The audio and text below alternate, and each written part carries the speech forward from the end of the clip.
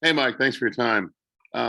Rob Finney mentioned that right before the Purdue game, the coaches put photos on your guys' chairs of the tweet they sent with the Purdue logo in the middle of Assembly Hall court. I'm just wondering, what did you guys think when you saw that? What was the players' reaction to seeing those photos?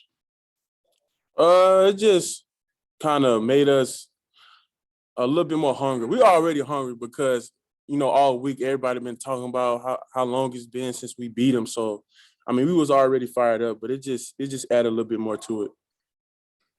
Thanks. Dustin. Hey, Mike. I mean, obviously, just going into this game, you hadn't played a ton of minutes. You had to know that you were going to play more. With Trace obviously having worked back from his injury, with Zach and with Edie and Williams on there. I'm just, what did it take for you to just get locked in on this one, basically? And what did you think you did well? What do you think you were able to do in this game that maybe you haven't done in previous opportunities?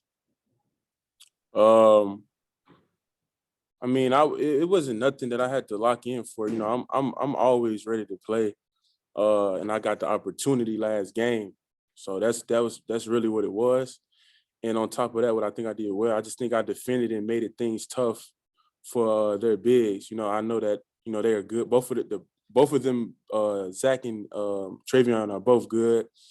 And, we watched a lot of film on them. So I just wanted to make everything tough because I know that they're the horses on the team along with Ivy. But, I mean, I know everything really started with them. So we wanted to, kind of hold them off and lock them down. Keegan. Hey, Mike. Xavier mentioned post-game that you guys had a conversation before the game. And he said, look, this is going to be your night. What did it mean for him to say that to you? And then did you guys have a conversation post-game, and what was that like?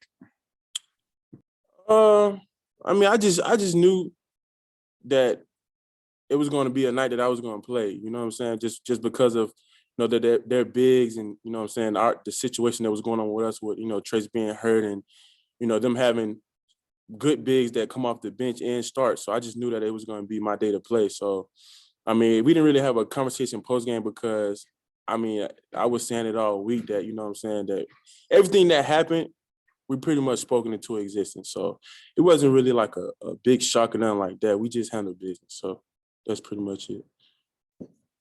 Matthew. Hey, Mike, hope you're doing well. Just to sort of go off of that, is there anything that your other teammates besides Xavier and Woodson said to you that stuck out to you before the game and during it? Nothing really before the game. Just, a lot of encouragement for everyone, to be honest. We all encouraged each other, and we just all made sure that we was ready to play. That's pretty much it. Tyler. Hey, Michael, I hope you're doing well. You had mentioned that you're pretty much stay locked in all the time. What goes into being locked in? I guess kind of on the mental side of it. Is there anything preparation-wise that you always do to make sure that you're locked in, or anything that always kind of just keeps you level-headed, even if coming to the Purdue game you hadn't played a lot of minutes? It's just like a mental game. You just gotta just talk to yourself and just tell yourself that, you got to be ready for any opportunity that may happen, because you never know what can happen. Someone can get injured, someone can get in foul trouble. You never know. So you just got to be a mental game with yourself and try to make sure you're ready at all times. Kevin Brockway. Mike, you got another 7-footer coming to town on Sunday, Hunter Dickinson, who's a pretty good player. How much are you looking for that matchup? And how do you think where you are also physically? There was a lot of talk early in the season because of your injury. You didn't feel like you were maybe in the greatest shape to start the season. You feel like you're kind of where you want to be, or how do you feel like you are in that aspect? Your first question, I mean, I'm always excited for any matchup or any big that's pretty good. I'm still not where I want to be. I'm doing all I can to get there, but I'm just grinding, you know what I'm saying? And just trying to help the team any way I can right now.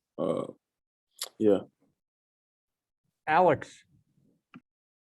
Hi, Michael. Thanks for the time. I'm curious, you see a lot of times in sports, team comes off a big emotional win and have a letdown the next game. Have you guys talked about kind of the importance of locking back in with the game tomorrow, and what I guess has the coaching staff kind of done to kind of get you guys to appreciate the win the other night, but also realize that you've got business to take care of tomorrow? As players, we've been talking about it a lot because I feel like we obviously done it before. You know, being Ohio State, losing to Iowa, stuff like that. So we don't want to make that a continuous thing. Getting a big win and then losing. We just don't want to do that. So we trying to just stack games on top of each other and stay consistent. We don't want to be inconsistent. So that's what we're trying to harp on right now. Tom Brew. Michael, just to add a little levity to the day when you guys were watching film of the Purdue game, when that shot of Race's that went in the wrong basket, did Race get ribbed a little bit for that?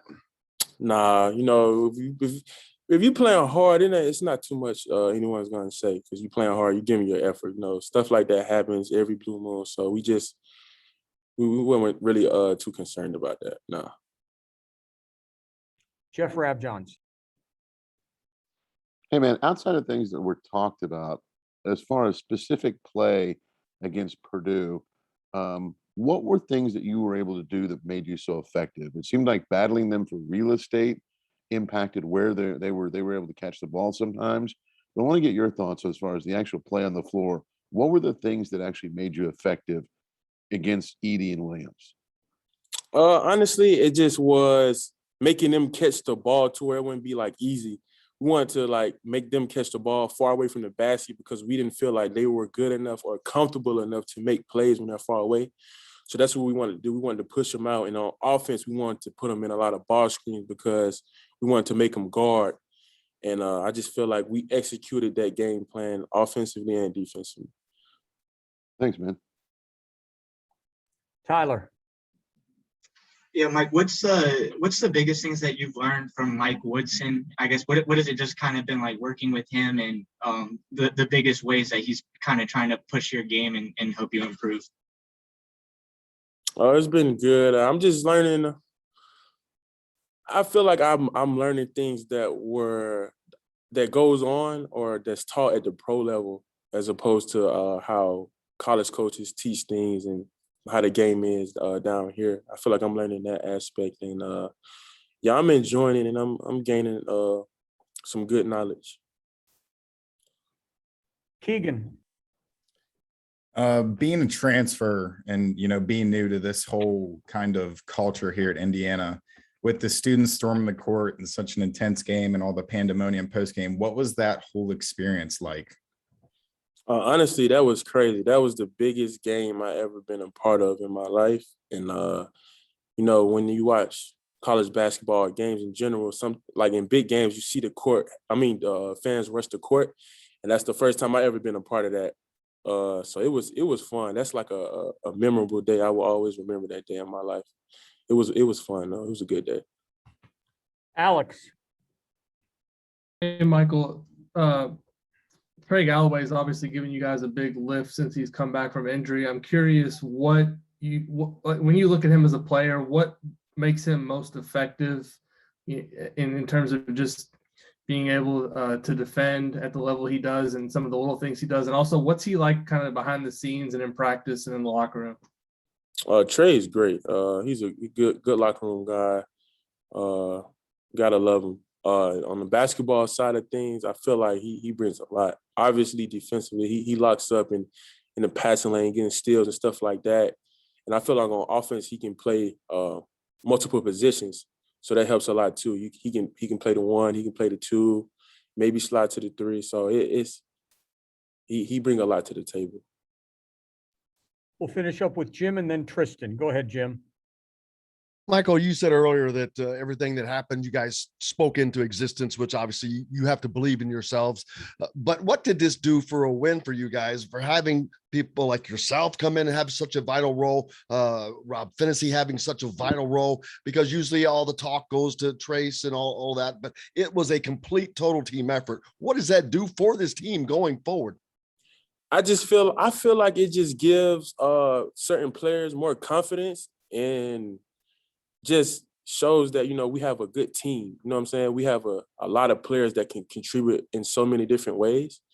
So I feel like that's just what it does. It brings confidence, and I just feel like it was a big win for the fans. Like we said, it was a lot of talk about, you know, how long it's been since we beat them. So I just feel like it was a good moment for the players, confident wise, and just a great moment for the fans and the community around here. Last question, Tristan. Yeah, hey Mike, how you doing? I'm just curious, like playing, I guess on the second unit behind Trace Jackson Davis. I guess how responsible do you feel for like, I guess making him work in practice and keeping him sharp, and then also like how does playing under him keep you sharp as well? I feel like it's good. Like I said in I think a previous interview, that's something I look forward to. But I feel like, you know what I'm saying, us guarding each other has made both of us better. But I feel like I, you know, made him better because obviously in practice he didn't have a big body to bang against, and I feel like, you know, I pretty much helped him get more comfortable with doing that this year. And obviously he's been having a big year, so I would say it's been pretty good for both of us.